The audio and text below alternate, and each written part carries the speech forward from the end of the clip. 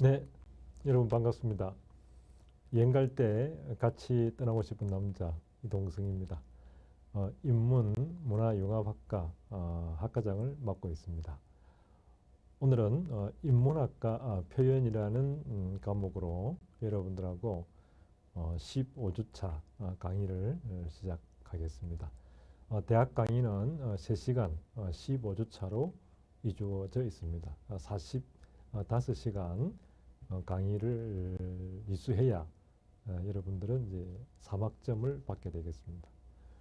잘 아시는 바와 같이 학점은 출석 70% 그리고 중간고사 20점, 또 과제 20점, 또 출석 20점 이렇게 해서 60점, 기말고사 40점 이렇게 해서 100점을 기준으로 성적이 나가겠습니다.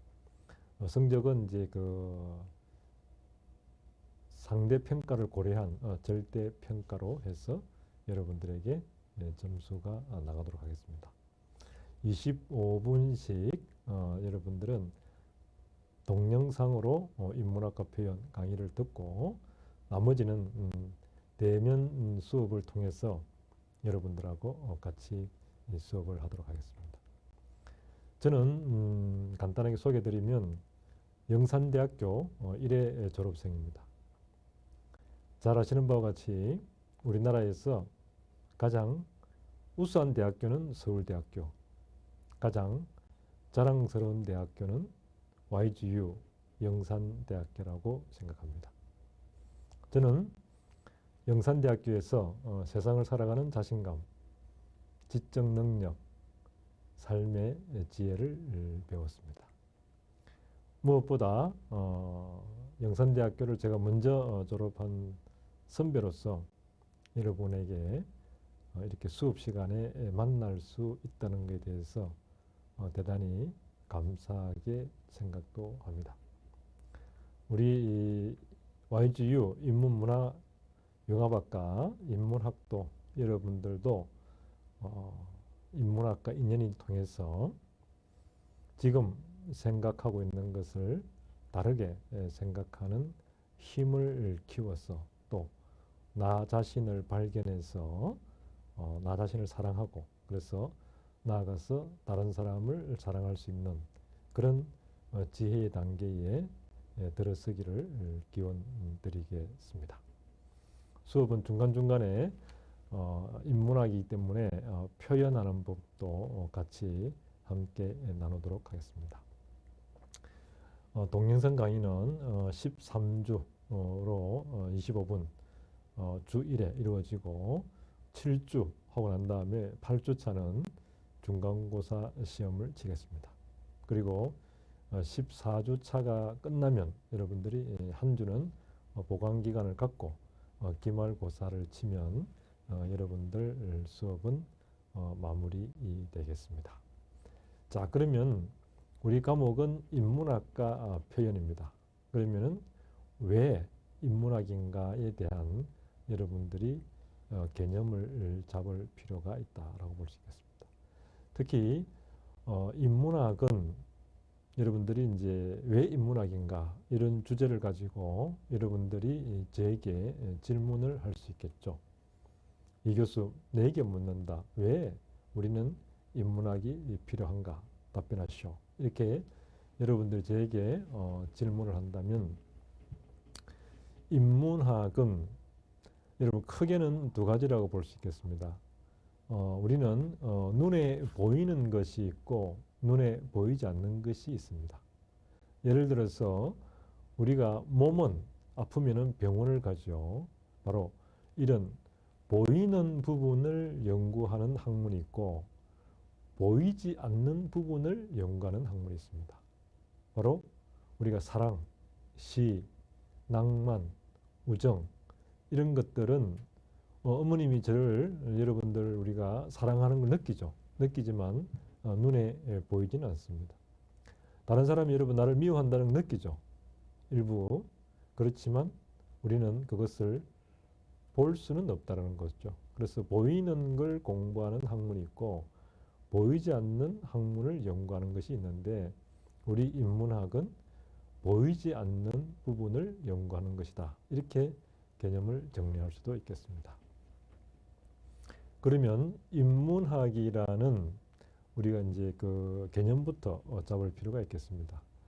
사전적 의미로 인문학은 문사철이라 해서 문학, 철학, 역사를 인문학이라고 이야기합니다. 바로 여기에 서양에서는 자연과학도 인문학에 포함을 시킨다라고 볼 수 있겠습니다. 그래서 인문학은 문학, 철학, 역사 플러스 자연과학도 포함한다. 이렇게 볼 수 있겠습니다.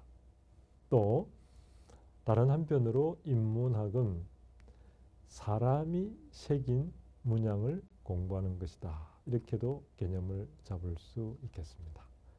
우리가 돌이라는 것은 바로 돌에 대한 성분 이런 것을 연구하게 되면은 지구과학이라든지 또는 원자, 분자 이런 쪽에서 공부를 하겠지만 돌에 새겨진 우리 성현들의 시가 있다.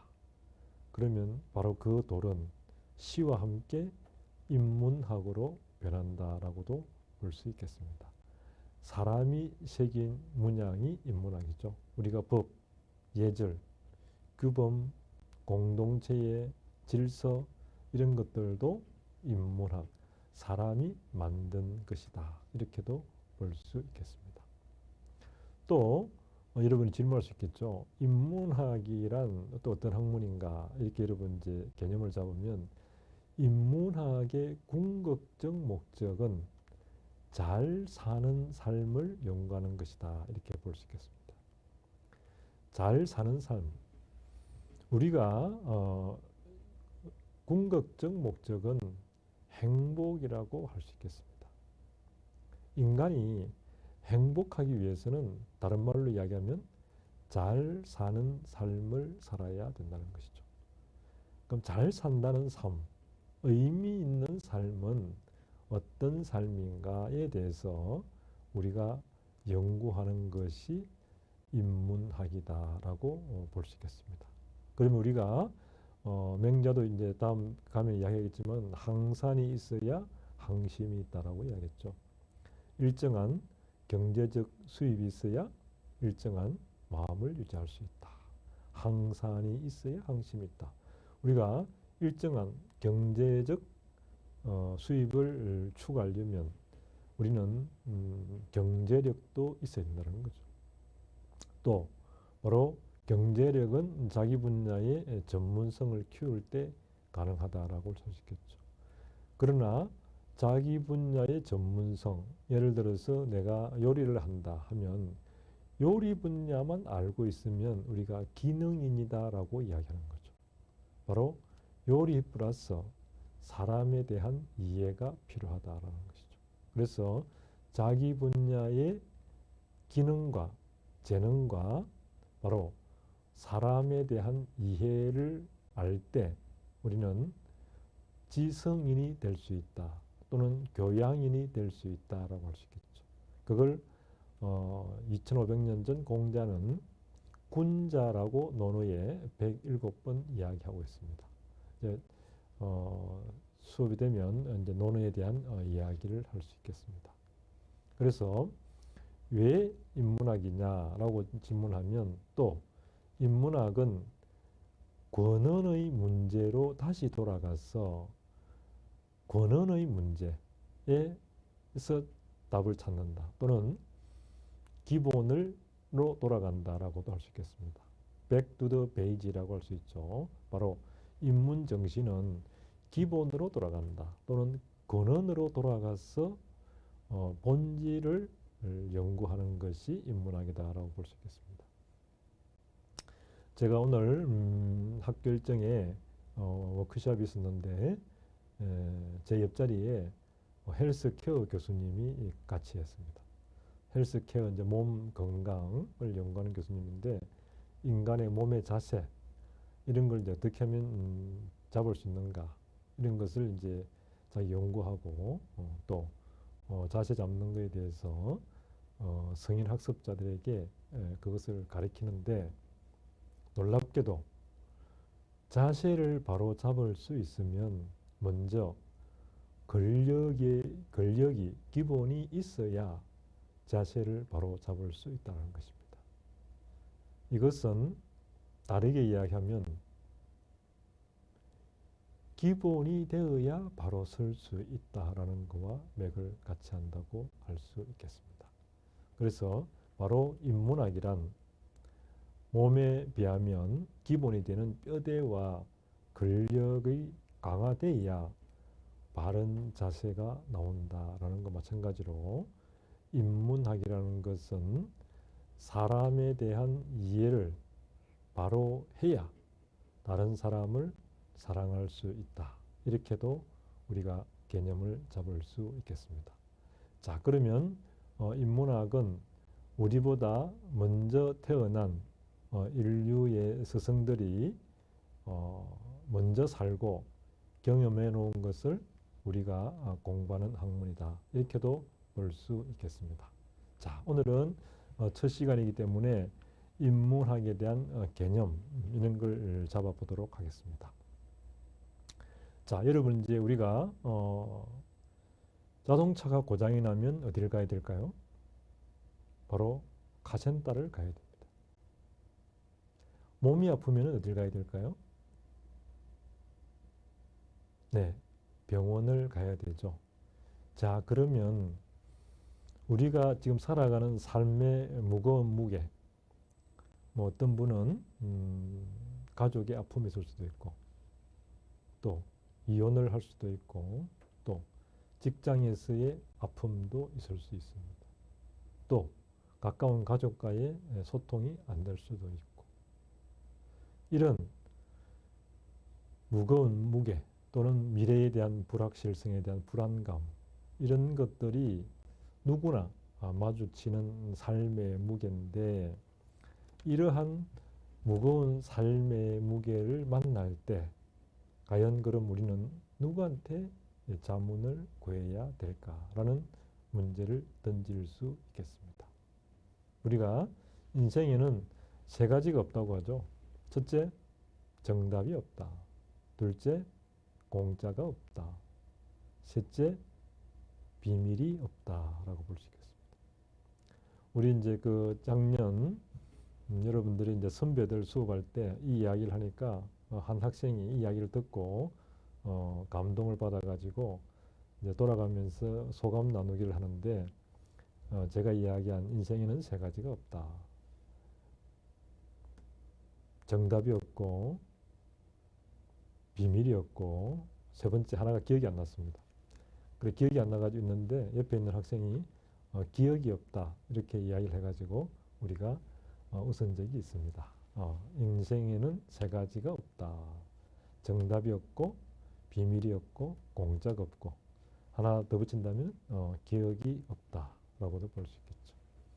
기억이 없다. 이런 여러분 뭐 말이 인문학에서 한번 생각하면 아마 그 하동에 섬진강 나루터 전국 아마 시낭송 대회가 있었는데 그때 아마 거의 80 넘은 노인이 대상을 받았다고 합니다. 그 시 내용이 아마 부부인데 나는 80, 아내는 76. 나는 베란다 문을 열려고 가다가 기억이 안 나서 우두커니 서 있는다. 아내는 냉장고 문을 가지려고 가다가 문을 열고 우두커니 서 있는다.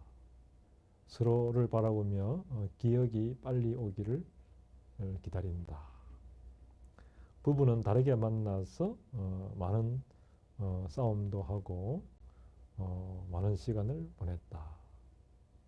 근데 부부의 인연이 마지막은 서로가 나이가 들면 기억에 한계가 오기 때문에 아내가 아내인 줄도 모르고 세상을 떠나는 것이 부부의 인연이다. 이런 아마 시를 낭송하셔가지고 아마 대상을 받았다라는 것을 제가 기사를 통해서 확인을 할 수 있었습니다. 바로 이런 것들이 이제 시가 주는 힘인데 시는 본질을 포착해서 그것을 은유나 비유를 통해서 표현하는 힘이죠. 이게 이제 사람을 설득할 때 가장 설득력이 강한 울림이 큰 것이 이 시 표현이다 할 수 있겠습니다. 이제 그 3주째 4주째 가면 바로 시를 통해서 여러분들이 표현을 배워가는 그런 시간도 갖도록 할 수 있겠습니다.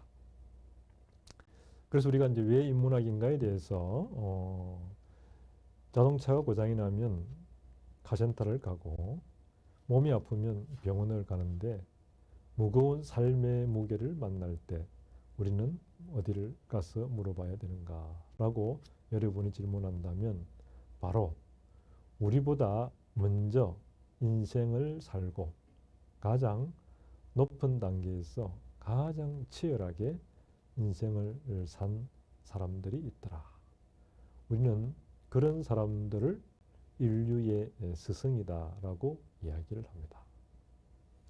인류의 스승은 아마 동서양의 학자, 우리가 뭐 1000명에게 지금부터 인류가 50억 년 전에 지구가 탄생하고 25억 년부터 인간이 진화해 왔다. 이렇게 하는 이제 진화론이 있죠.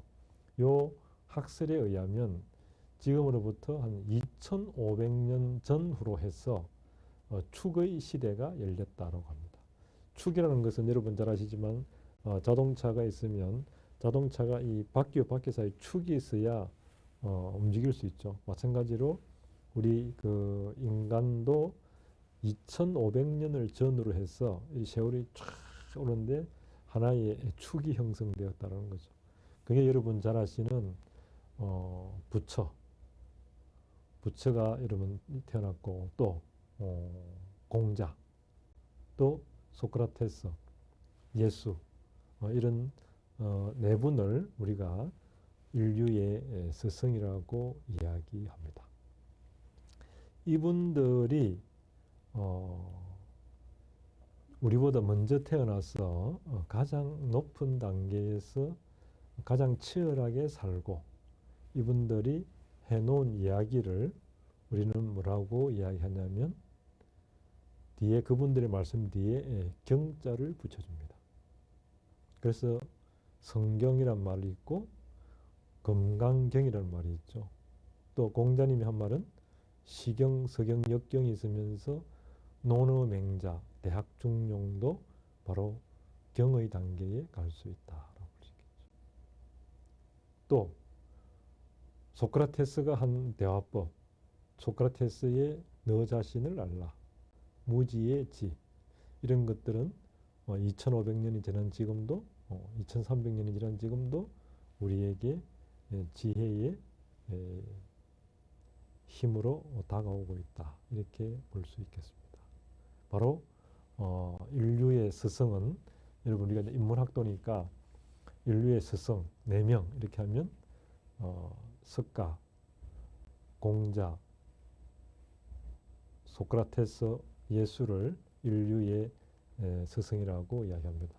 이 부분은 여러분 제가 끊임없이 이제 반복하고 이분들이 해놓은 이야기를 우리가 이제 제자들이 기록해 놓죠. 그 기록한 내용들은 바로 무거운 삶의 무게를 만날 때 그분들이 하신 말씀이 지금 같으면 삶의 방향을 제시해 주더라라는 이야기입니다. 자, 이거는 뭐와 같냐면 우리가 인생을 등반에 많이 비유합니다.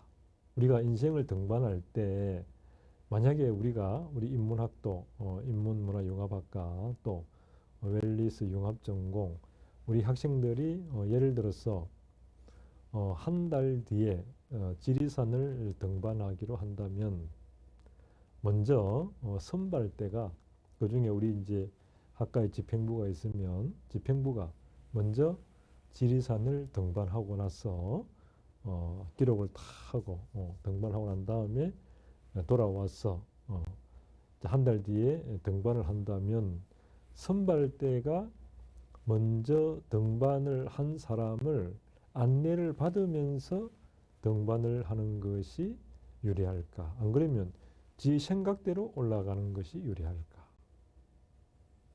바로 선발대의 안내를 받아서 등산을 하는 것이 유리하다라고 볼 수 있겠죠. 자, 이거는 뭐와 같냐면 예를 들면 모르는 길을 가는데 내비게이션을 켜고 가느냐, 내비게이션 없이 자기 생각대로 가느냐의 차이라고 할 수 있겠습니다. 바로 나의 생각, 나의 경험으로만 세상을 바라보고 판단하면 지구가 돈다는 것을 느낄 수 없다는 것입니다. 나의 생각, 또 나의 감각으로만 생각하면 지구가 둥글다는 것을 느낄 수 없다는 것이죠. 이것은 우리에게 무엇을 의미하냐면 나의 감각과 나의 경험으로만 바라보는 것이 틀릴 수 있다라는 것이죠. 그래서 우리가 아는 것이 적으면 고집이 실 수밖에 없다라고 보겠습니다. 바로 이러한 이치와 같이 모르는 길을 갈 때 내비게이션을 켜고 가면 우리가 실시간 바른 길을 갈 수 있죠. 실시간, 그 상황에서 실시간 가장 빠른 길을 가는 것이 지혜로운 판단이다라고도 볼 수 있겠죠. 그러면 내비게이션의 원리가 인공위성에서 바라보기 때문에, 전체를 바라보기 때문에 가장 단거리를 실시간을 안내할 수 있다. 바로 지혜의 영역이다라고 볼 수 있겠죠. 우리가 고민하는 삶의 무게, 가까운 사람과의 어떤 그 불통, 또는 직장에서의 불통, 미래에 대한 불안감, 또 어떻게 사는 것이 잘 사는 삶인가, 어떤 것이 행복인가, 이런 문제에 대해서 우리보다 먼저 태어난 수많은 선배 중에서 우리가 네 분을 스승으로 모실 수 있겠다. 그 스승이 바로 석가, 공자, 소크라테스, 예수다, 이렇게 볼 수 있겠죠. 이분들의 하신 말씀을 우리가 인문 고전이다, 이렇게도 볼 수 있겠습니다. 그래서 제가 이야기하고 있지만 바로 고전을 모르면 고전한다라고 했는데, 이게 인문학도가 여러분들이 추구해야 될 가장 중요한 대목이다라고 할 수 있겠습니다. 바로 고전을 모르면 고전한다. 이 고전이 뭐냐? 바로 성현들의 말씀이라고 할 수 있겠습니다. 이 고전, 성현들의 말씀을 모르면 고전한다라는 것은 여러분 바로 뭐죠? 힘들다라고 볼 수 있겠죠.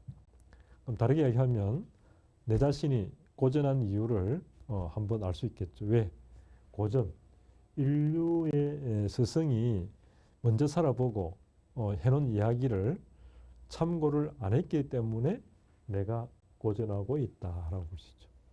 모르는 길을 내비게이션의 도움을 받고 가야 되는데 내 생각대로 가다 보면은 고전할 수 있다라고 볼 수 있겠습니다. 그래서 바로 나의 눈, 안목 이런 것이 전부가 아니다라는 것을 인정할 때 우리는 배우게 된다라고 볼 수 있겠죠. 또 배우게 되면 우리는 어떻게 할 수 있다? 네, 성장할 수 있다라고 볼 수 있겠죠. 그래서 톨스토이는 성공이 아니라 성장이다라고 이야기를 했습니다.